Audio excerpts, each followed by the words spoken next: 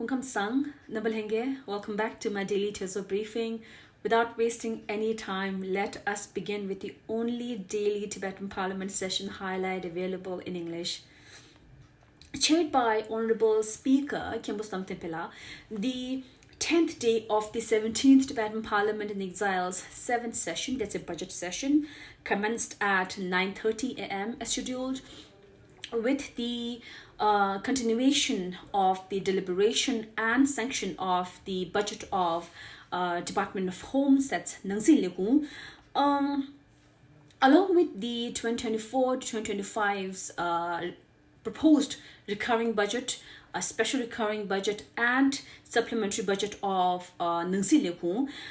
The supplementary budget Sugyo proposal of the Chief Representative Office of South India Zone and the 7 Tibetan settlements without local Tibetan assemblies. That's Asadu Mebe Sanikha Du, which includes the settlement office of Delhi, Digilarsu, Luksam, Darjeeling, Shakum, Lothero, and Dorpati of Nepal were all sanctioned in the House. Furthermore, the motion of reduction to the supplementary budget, Sugyo Kate of Nangsi Legung, tabled by Budget Estimate Committee, was also unanimously approved by the House. Then, Sikkim Pema the incumbent Nangsi Kale, provided the requisite clarifications to some of the queries and suggestions made by the members of the House, which were queued from the last sittings. Then, as per the list of business, the session witnessed the passage of the second reading of the legislative amendment procedures or proposals. The second reading of the proposed amendment to the Charter of the Tibetans in Exile were Article 63, Clause 3 and 6 of Justice Commissioners of the Tibetan Supreme Justice Commission, Article 64, Clause 1 of Jurors, then Article 72, Clause 1 of the Settlement Officer and the Assistant Settlement Officer, Article 76, Clause 2, that's for the tenure of the elected settlement officer, then Article 78, Clause 2A for the local Tibetan Assembly, Article 80, Clause 3 for the Speaker and the Deputy Speaker of the local Tibetan Assembly, Article 91, Clause 1 and 2 of the removal of the settlement officer and the assistant settlement officer, Article 92, Clause 2 for the dissolution of the local Tibetan Assembly and removal of any of its members. Then Article 97, Clause 1A, 1B, 2A and 2C for the Election Commissioner of the Central Tibetan Election Commission and its powers. Article 99, Clause 1 for the tenure of the Chairman and the members of the Public Service Commission. Then Article 101, Clause 2 and 3 for the formation of the Public Service Commission. Article 105, Clause 1 and 3 for the tenure of the Chair and the public and the member of the Public Service Commission. Then Article 107, Clause 1B and 2 for the formations of the Public Service Commission. And finally, for the Article 110, that's the tenure of the Auditor General. So all of them passed for the third reading today. Likewise, the legislative amendment procedure continued with the second reading deliberation of various rules and regulations. These included the rules and regulation on the Central Election Commission, rules and regulation on the Public Service Commission. Number 3 would be the rules and regulation on the Office of the Auditor General. Then the rules and regulation for the honorarium, daily allowances, and other entitlements for the members of the Tibetan Parliament in Exile. Number 5 would be the rules and regulation for the salaries and other allowances for the Auditor General of the Office of the Auditor. And finally, the rules and regulations on the recognition of official programs for the parliamentarians, particularly for the Chige Chidu.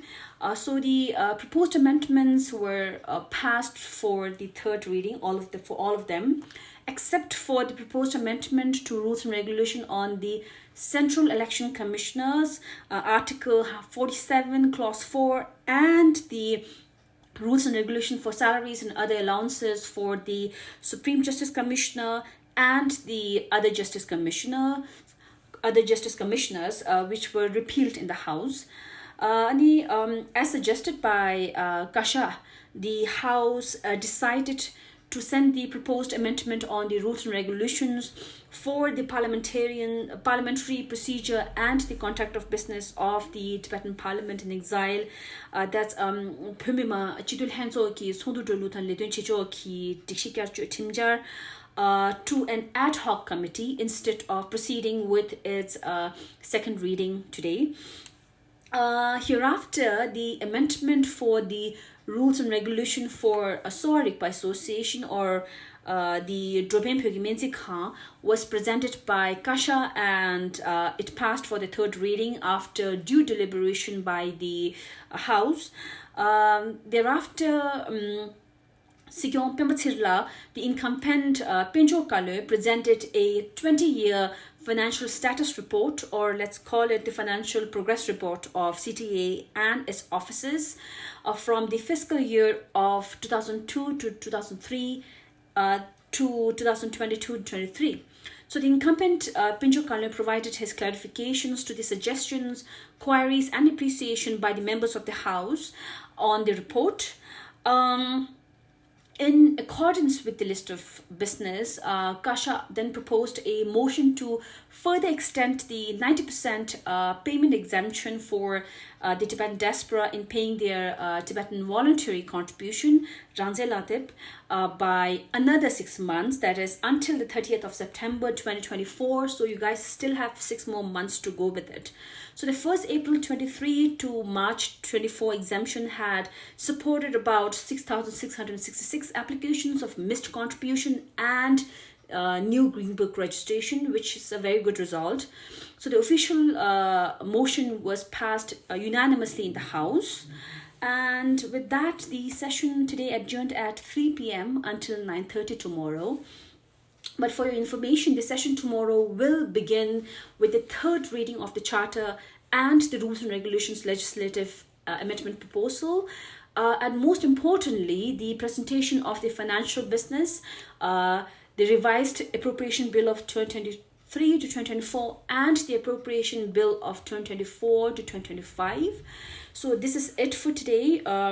This is a gentle reminder for everyone that with the amendment that is passed in accordance with the request of Kasha, all of you who have missed paying your due for your Ranze Lathe, you still have 6 more months to go.